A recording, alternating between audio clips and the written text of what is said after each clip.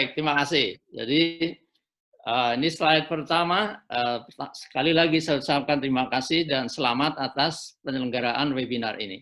Mudah-mudahan sukses dan bisa membawa manfaat yang luar biasa ke depan. Sedikit saya ulas supaya kita diskusinya nanti mapan dengan dasar ilmu yang cukup. Setidaknya tentang karakteristik COVID-19. Pertama, bahwa COVID-19 itu ditularkan melalui droplet atau sering disebut percikan cairan. Entah itu lewat percikan hidung, ya, itu yang utama, mungkin mata, ya, air mata, ya, itu yang pertama.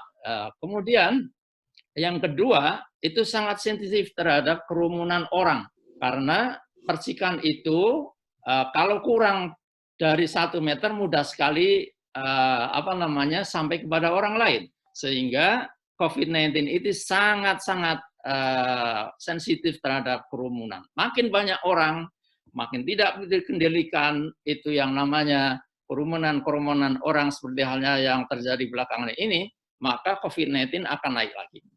Masa inkubasinya 2-14 hari menurut para saintis belakangan ini. Oleh karena itu, pencegahan utamanya yang paling disarankan oleh WHO adalah pertama physical distancing. Ya. Kita membiasakan jaga jarak, ya, mengurangi kerumunan, jaga jarak, jangan sampai kurang dari 1 meter. Kalau sholat jamaah mungkin masih bisa, tapi jaraknya harus diatur dan seterusnya. Harus pakai masker setiap hari karena masker itu bisa melindungi diri dari orang lain dan melindungi orang lain dari orang di sekitarnya. Dan yang terakhir adalah dengan cuci tangan. Nah, itu saya pikir semuanya sudah well informed. Ya, masyarakat seluruh Indonesia, termasuk para peserta seminar hari ini, saya yakin sudah well informed tentang ini. Nah, sekarang saya ingin menyampaikan, oleh karena karakteristik COVID-19 itu sangat sensitif dengan kerumunan dan hanya bisa dicegah kalau kerumunan itu dikurangi. Nah, saya akan berikan contoh ini yang terjadi di China dulu. Kita tahu bahwa awal COVID-19 itu berangkat di China, di Wuhan khususnya itu, ya. Dan ketika itu Wuhan segera melakukan lockdown. Ya, lockdown bedanya dengan rapid test itu beda. Kalau rapid test itu memisahkan dari orang yang sakit dari orang yang sehat, ya, satu persatu, ya. Tapi kalau lockdown, saya nggak mau tahu, ya, ini positif atau tidak positif, berhenti, nggak boleh bergerak dan nggak boleh menularkan. Itu beda prinsipnya antara lockdown yang dilakukan di China dengan yang rapid test di Korea Selatan. Kalau yang di Korea Selatan, yang terutama dibatasi adalah yang positif saja. Tapi dengan rapid test yang begitu masif, per hari dilakukan lebih dari 10.000 sampel, maka ya, pergerakan dari COVID-19 itu segera terlokalisir. Ini misalnya yang di China. Mohon maaf para pemirsa, perhatikan ini. Ya, ini namanya kurva, ya, kurva daripada COVID-19. Ini data per hari. Jadi ini kasus baru COVID-19 per hari yang saya kumpulkan, lalu saya bikin grafik seperti ini. Bapak Ibu sekalian, saya ingin hari-hari ini banyak kata-kata yang membingungkan dan bikin bingung. Ya, ada orang bilang bahwa COVID-19 sudah turun, ada orang bilang COVID-19 melandai, dan lain-lain. Tapi semuanya itu sebenarnya punya implikasi yang sangat luar biasa. Mari kita pahami kata-kata itu dengan benar. Ya. Misalnya kita lihat grafik ini. Ini pertanda, ya, dalam keadaan seperti ini ada kenaikan COVID-19 yang sangat cepat sekali. Oke, setiap wabah itu ada puncaknya, ya. Dan belum dikatakan turun jika belum sampai puncak. Nah, gitu loh. Tolong pahami, kalau puncaknya aja belum sampai, jangan coba-coba bilang turun. Lawang belum sampai puncak kok turun, gimana itu? Gimana mau bilang turun, wong puncaknya aja belum tercapai itu, oke? Tetapi bisa yang namanya laju COVID-19 sebelum sampai puncak melambat. Nah, ini boleh mengatakan melambat lajunya sebelum sampai puncak. Tapi nggak boleh mengatakan turun, wong belum sampai puncak. Nah, gitu. Jadi lajunya boleh jadi melambat. Misalnya ini, ya, misalnya ini di China pernah melambat itu antara 29 sampai 31 Januari, melambat sedikit, ya, terus naik lagi. Oke. Nah, ini baru sampai puncaknya terjadi. Nah, setelah puncak terjadi, nah ini baru menurun. Oke. Nah, itu. Jadi ini penting sekali. Banyak sekali para pejabat entah sengaja atau tidak sengaja untuk kepentingan tertentu, ya, entah itu karena dengan pemahaman yang memadai atau hanya karena desakan orang lain. Mohon maaf, hari-hari ini banyak sekali orang mendesak, ayo longgarkan, nanti saya mati usahanya, dan seterusnya. Toh COVID-19 sudah menurun. Siapa bilang menurun? Mana datanya yang mengatakan menurun? Nanti saya tunjukkan data-data. Apakah benar bahwa COVID-19 di Indonesia sudah menurun? Belum menurun sama sekali. Puncaknya aja belum kecapai. Oke? Nah, di sini ini namanya sudah menurun ini kalau di China. Kemudian penurunan itu melambat. Jadi melambat itu bisa terjadi ketika naik, bisa terjadi ketika turun. Oke? Ketika masih naik, lajunya lambat, melambat, itu bisa. Tapi masih pada fase naik menuju puncak.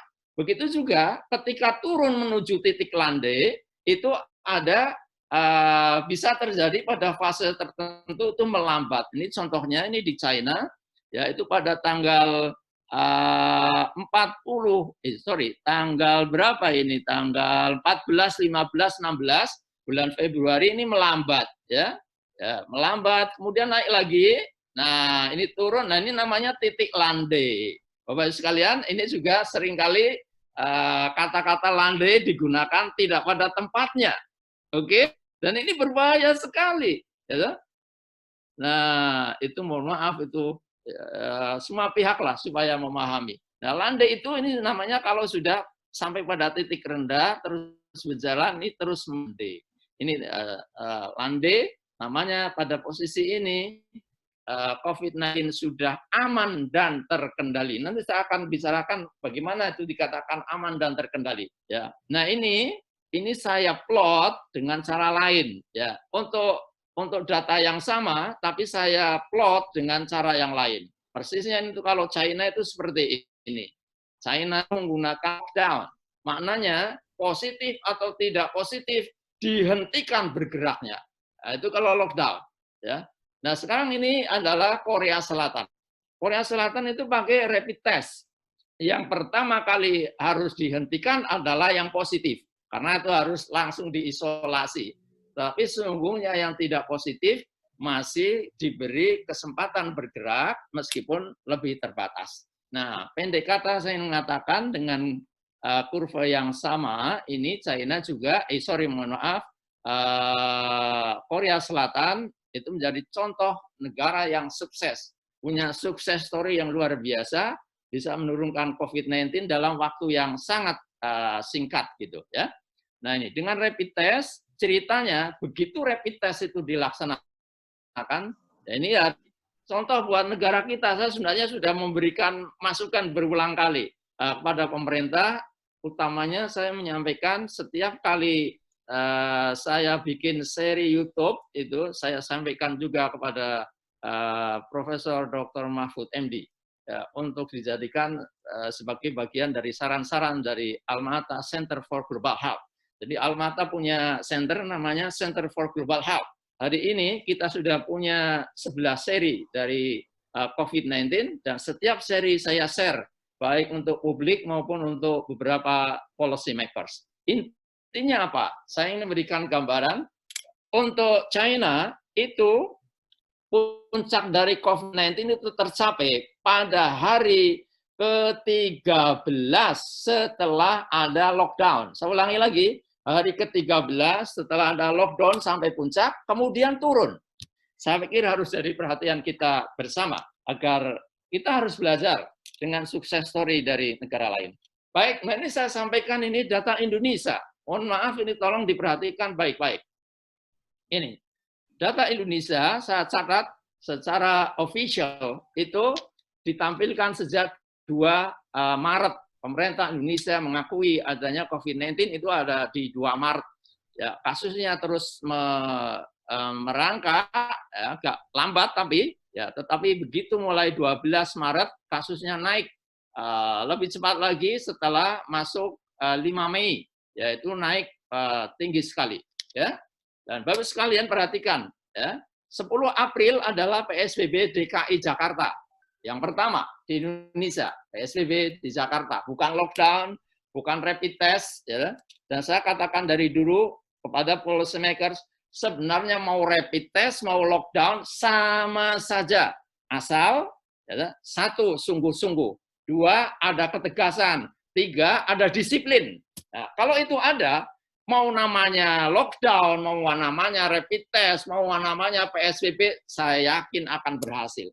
Tetapi namanya entah itu PSBB, entah itu lockdown, entah itu rapid test, kalau nggak ada 3 itu, jangan berharap. Oke, jangan berharap ada keberhasilan. Nggak ada ceritanya. Ya, negara-negara yang gagal itu karena tidak ada 3 hal. Ada kesungguhan, ada ketegasan. Tegas itu maknanya apa? Berani memberi sanksi kalau itu ada yang melanggar. Bukan sampai pada imbauan saja. Ya, paling bater terus kucing-kucingan. Ya, ini mudik, ini dilarang. Ternyata kucing-kucingan. Ini banyak orang mudik sudah sampai di mana-mana dan seterusnya. Dan dari ini kita masih sangat memprihatinkan itu.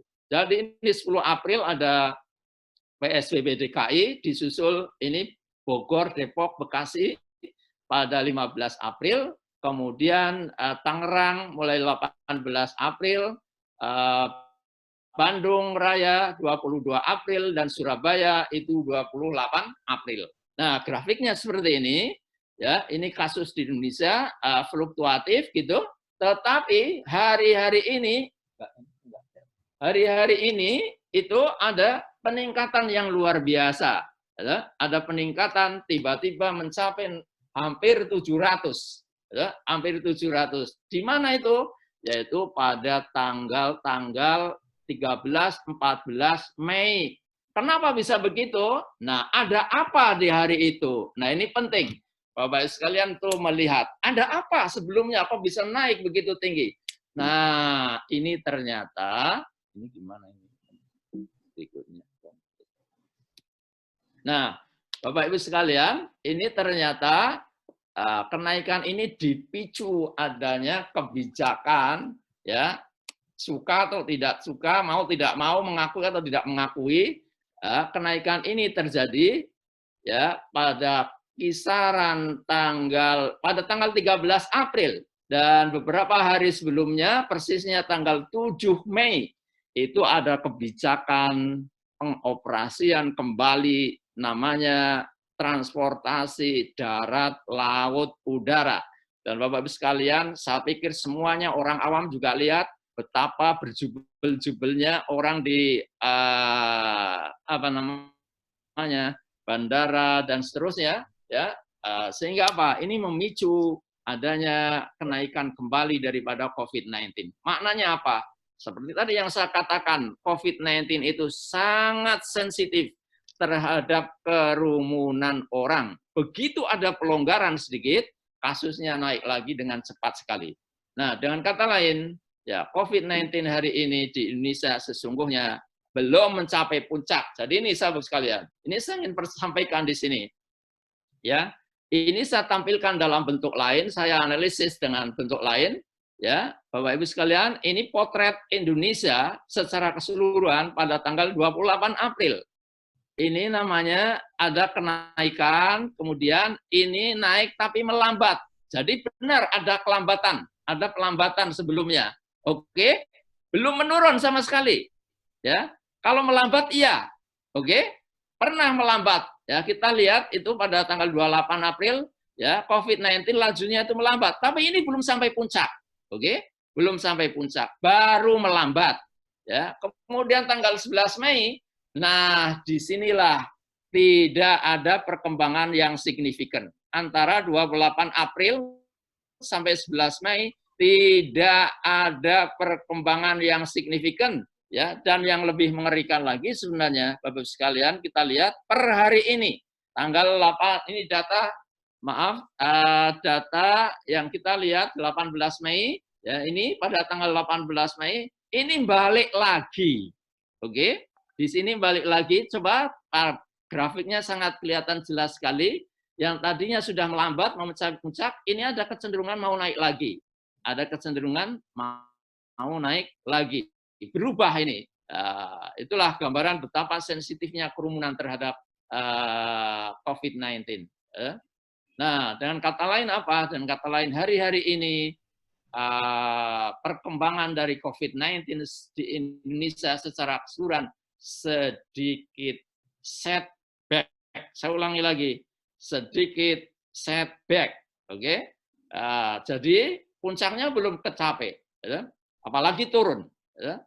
Dan dalam kondisi seperti ini, belakangan ini dengan kebijakan-kebijakan yang banyak orang mengatakan basa-basi, ya, saya juga agak setuju nih, ya. Itu menjadikan perkembangan COVID-19 di Indonesia setback.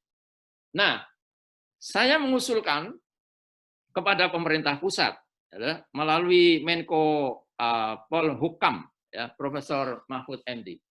Dari awal saya sampaikan melalui Almata Center for Global Health, saya menyampaikannya karena diminta saran konkret ya oleh beliau. Saran konkret saya itu apa?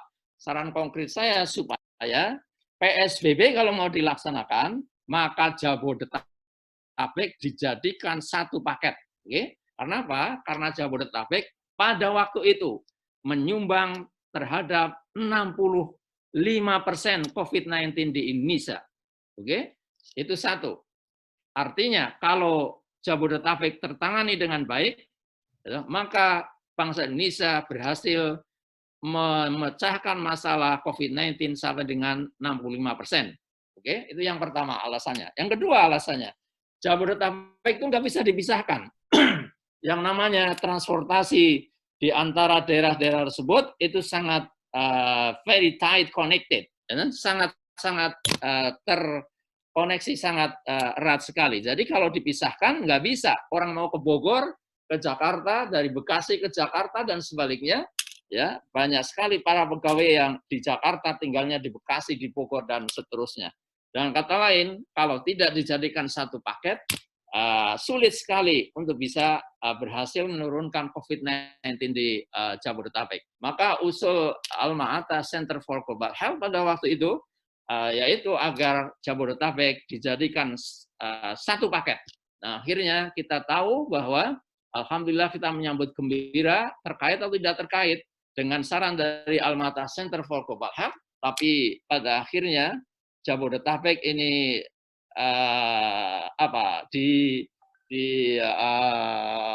dilakukan PSBB. Nah, Bapak sekalian perhatikan ini, yang biru adalah Jabodetabek, yang merah ini adalah non Jabodetabek. Perhatikan ini PSBB dimulai 10 April. Nah, khusus yang biru ini mulai turun itu pada kurang lebih ini pertengahan April mulai ada penurunan deh, gitu. Turun, kemudian turun lagi, dan alhamdulillah sampai tanggal 28 April sebenarnya ada kecenderungan yang bagus sekali. Pada waktu itu ada kecenderungan yang bagus sekali bahwa Jabodetabek ada gambaran akan cepat turun. Ya, jika PSBB dilakukan secara konsisten dengan kecepatan yang sama, dengan mode yang sama, ya, terus istiqomah seperti yang terlihat sebelum 28 April, ya, maka saya perkirakan dulu dalam 25 sampai 30 hari ke depan, persisnya kurang lebih menjelang Lebaran, sebenarnya COVID-19 di Jabodetabek sudah mencapai level aman dan terkendali. Sayangnya, mohon maaf kita bisa melihat ya, per tanggal 28 April itu banyak kebijakan-kebijakan yang bernada melonggarkan, ya, diakui atau tidak akui, ya hari-hari ini memang pemerintah tidak mengakui bahwa ada pelonggaran, tetapi pada 10 Mei yang lalu, Ketua Gugus COVID-19 ya menyampaikan bahwa akan ada pelonggaran terutama untuk bekerja untuk penduduk umur kurang dari 45 tahun ke bawah. Dan kalimat itu memicu kerumunan orang yang sangat luar biasa. Dan itu juga sepertinya punya kontribusi. Ini perjalanan COVID-19 di DKI dan sekitarnya melambat lagi. Jadi ini yang biru yang tadinya mau turun sangat cepat, ini melambat lagi. Bapak sekalian, ini namanya penurunan, maksud saya pelambatan yang terjadi setelah turun. Ya, jadi kalau di DKI Jakarta dan sekitarnya sudah turun, ya, tapi penurunannya sekarang melambat. Apa yang menjadikan melambat? Menurut saya tidak bisa dipisahkan dengan kebijakan-kebijakan baru yang diakui atau tidak diakui, memicu banyaknya kerumunan orang lagi di pasar, di mal, di darat, di laut maupun di udara. Nah, semuanya itu punya kontribusi terhadap laju COVID-19 di Jabodetabek yang menjadi stagnan. Nah, sebaliknya ini di luar Jabodetabek ini yang merah, ya, itu tambah naik. Jadi yang naik cepat sekali adalah COVID-19 di luar Jabodetabek. Kenapa begitu? Iyalah sangat mudah Bapak Ibu sekalian pahami. Karena apa? Karena banyak para pemudik, meskipun itu ada larangan, tapi larangannya hanya sekedar larangan, ya tidak ada ketegasan. Banyak orang kucing-kucingan atau terang-terangan itu akhirnya berhasil sampai ke daerah-daerah. Makanya COVID-19 di luar Jabodetabek justru naik tinggi sekali. Jadi kenaikan yang paling tinggi dalam 2 minggu yang terakhir ini itu terjadi di luar Jabodetabek. Ada di Jawa Timur, ada di Jawa Barat, ada di daerah-daerah lain di seluruh provinsi di Indonesia. Nah, itulah sebabnya kita penting sekali memahami grafik-grafik ini. Nah, ini para pemirsa semuanya, jika kita lihat kurva COVID-19 untuk Jabodetabek, ini pada tanggal 28 April itu sudah ada kecenderungan menurun. Ya. Jadi saya katakan ada kecenderungan menurun, sudah menurun ya, COVID-19, tapi hanya di Jabodetabek khususnya. Oke, sudah ada penurunan. Mulai kapan? Mulai 28 April ya, menurun. Tetapi karena kebijakan yang kurang tegas ini 11 Mei tidak ada perkembangan yang signifikan. Dengan kata lain, yang kita potret di 11 Mei hampir sama dengan di 28 April. Nah, kita lihat di 18 Mei ini declining rate-nya atau rate penurunannya itu melambat. Ini melambat, maka garisnya menjadi lebih datar. Ini dampak dari apa? Dampak dari banyak kerumunan orang belakangan ini. Oke. Nah, ini apa yang terjadi di non Jabodetabek. Non Jabodetabek maksudnya apa? Indonesia dikurangi Jabodetabek. Ini kita potret di 11 Mei. Bapak sekalian, ini 11 Mei Indonesia secara keseluruhan dikurangi Jabodetabek belum mencapai puncak. Oke, ini 11 Mei. Nah, apa yang terjadi di 18 Mei? Berubah menjadi naik, bukan melambat, tapi meningkat lagi ya pada tanggal 18 Mei. Ini secara keseluruhan di Indonesia minus Jabodetabek. Dan kata lain, pergerakan COVID-19 di luar Jabodetabek akhir-akhir ini sesungguhnya bukan melambat, apalagi menurun, tapi sesungguhnya ada kenaikan yang luar biasa. Jadi trennya itu justru naik ya, di Indonesia dalam seminggu terakhir ini. Nah, ini adalah yang di Jawa Barat, ya, Bandung Raya. Bapak Ibu lihat, ini yang biru adalah Bandung Raya, yang merah adalah selain Bandung Raya, tapi di wilayah Jawa Barat. Saya sekedar memberikan ilustrasi apa dampaknya PSBB di Bandung Raya. Kita lihat ini di Bandung Raya yang saya potret pada 19 Mei. Ya, jadi selain DKI Jakarta, Jabodetabek yang ada sudah mencapai puncak dan mulai menurun, itu adalah di Bandung Raya. Bandung Raya sudah kita potret penurunannya ya sejak tanggal 11 Mei. Sayangnya dipotret pada tanggal 18 Mei tidak banyak mengalami perubahan karena belakangan ini ada apa ya tadi itu kerumunan orang yang makin banyak ya, dan seterusnya sehingga ini memang terus menurun tapi dengan declining rate yang menurun. Jadi penurunannya itu melambat dengan kata lain. Penurunannya melambat. Ya, di Bandung Raya juga ada penurunan, tapi belakangan ini penurunannya itu melambat. Saya katakan declining rate-nya itu melambat. Oke. Nah, ini yang di mana? Ini Surabaya. Surabaya ini Bapak Ibu, perhatikan ini Surabaya yang sebagian besar di sana banyak pondok pesantren dan seterusnya. Wah, kita sangat khawatir kalau di sana itu kurang berhasil ini. Ya, apa yang terjadi di Surabaya dengan COVID dengan PSBB-nya? Bapak sekalian, ini yang biru adalah Surabaya Raya dan yang merah adalah luar Surabaya Raya.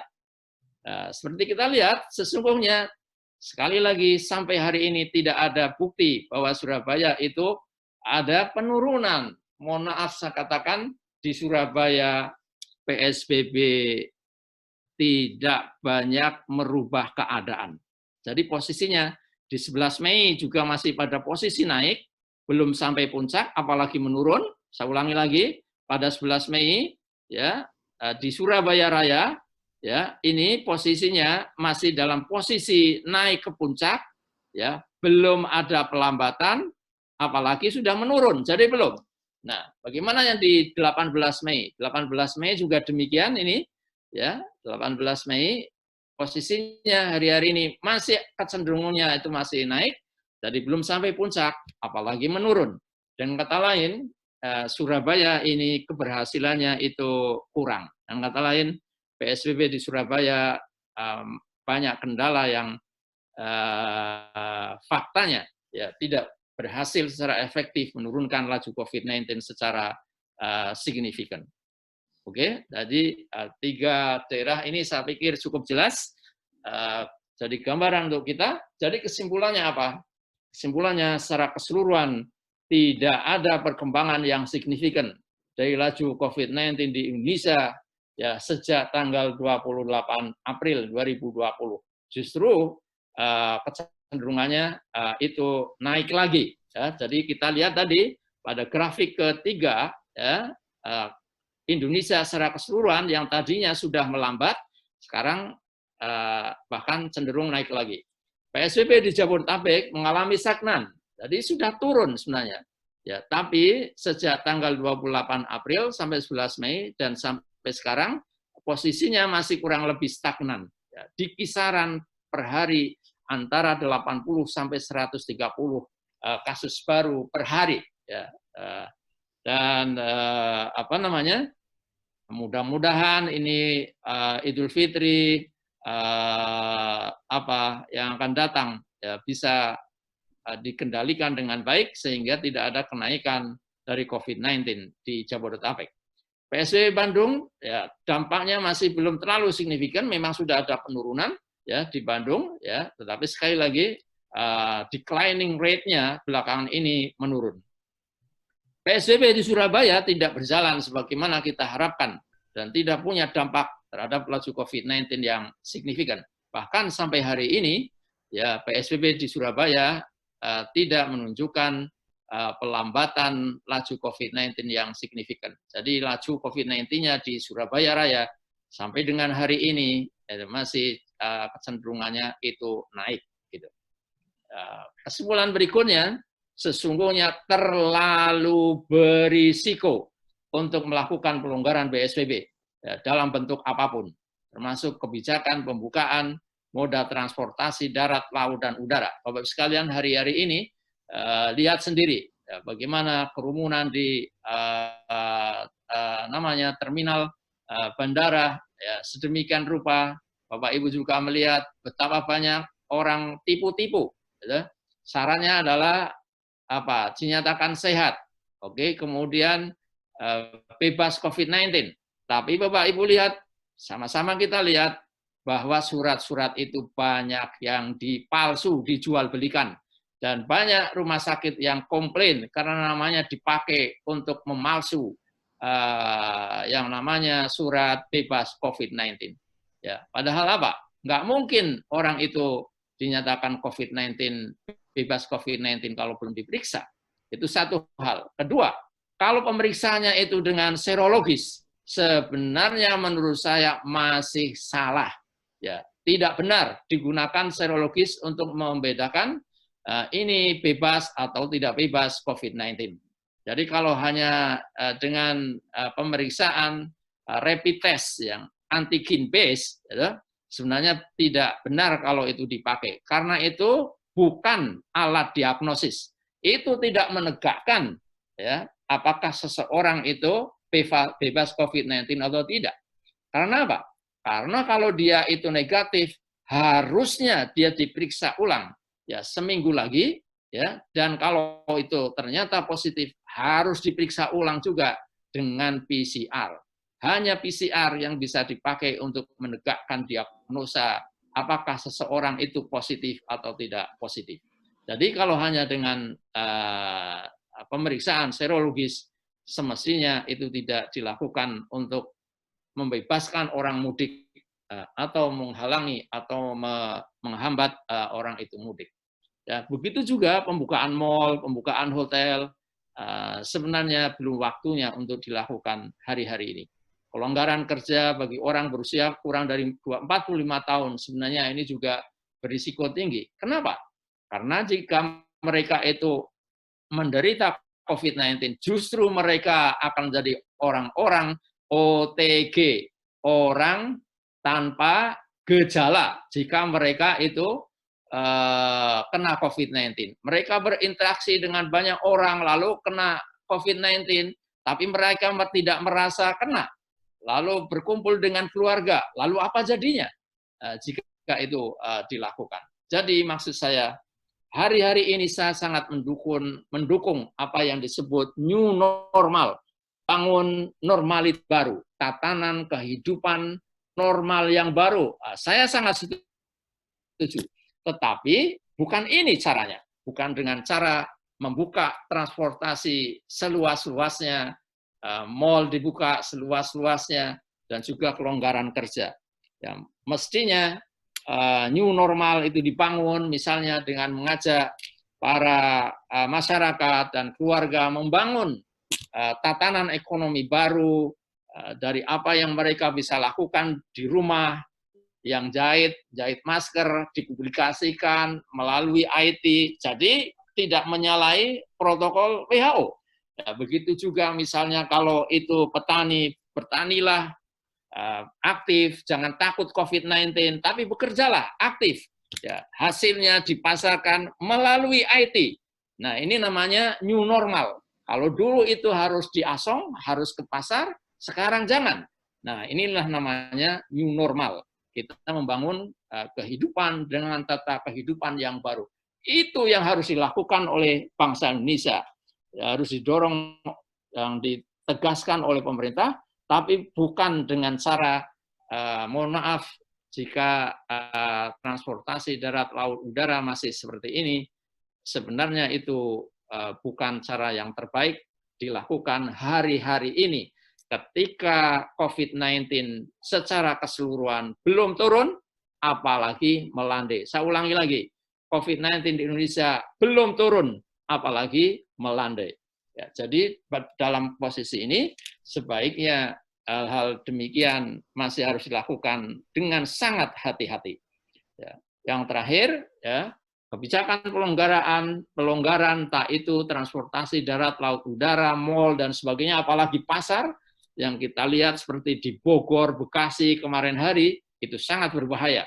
Karena apa? Karena dari situ bisa muncul yang namanya second wave of COVID-19, ya, jadi gelombang kedua dari COVID-19 yang bisa berdampak lebih buruk lagi, baik pada indikator-indikator kesehatan, jadi kasusnya naik, kematian naik, gitu, tapi juga pada indikator ekonomi bisa tambah buruk lagi. Karena apa? Karena masa pandeminya, masa wabahnya menjadi lebih lama, sehingga akan sulit roda ekonomi bisa bergerak kembali sepanjang wabah itu belum terkendali.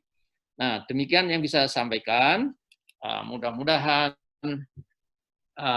bermanfaat, ya. Kita berdoa, mudah-mudahan kita semua dilindungi Allah Subhanahu wa taala dari COVID-19, dan lebih-lebih mudah-mudahan hari-hari ini sesungguhnya ini Pak Jamari dan teman-teman semua adalah hari-hari di mana kesabaran kita sedang diuji, dan sesungguhnya sinergi dari seluruh komponen bangsa sedang benar-benar dinanti. Baik, itu yang bisa saya sampaikan. Terima kasih. Kurang lebihnya mohon maaf yang sebesar-besarnya. Wallahul muwaffiq ila aqwamit thoriq. Wassalamualaikum warahmatullahi wabarakatuh. Waalaikumsalam warahmatullahi wabarakatuh.